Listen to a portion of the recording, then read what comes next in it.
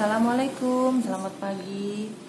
Hari ini adik Farsi lagi batuk-batuk sama kakak juga mau minum propolis. Kita demoin yuk gimana caranya bikin. Ini jadi air. Kita buka tutupnya di propolisnya. Kelihatan ya? Gelas. Jelas ya. Ya weh. Semua kayak propolisnya bawa. Saya sembuh ada ini ya. Satu tetes. Cukup. 2-3 tetes saja.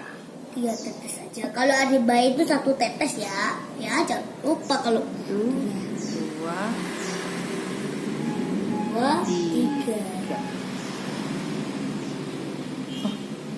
Cuma 2 aja. Keluar. 2 saja ya weh.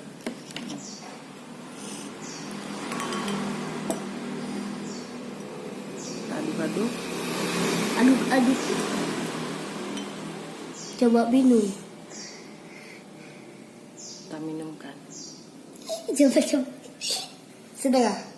Gimana rasanya? Enak. Bu, jika anak pilek, batuk ataupun mimisan seperti Ade Lili ini mimisan, cukup dengan propolis saja. Lebih sehat, aman dan alami. Gak perlu lagi ke dokter karena takut corona. Ya, gak perlu lagi ke dokter ya. Kita cukup minum propolis. Solusi sehat, alami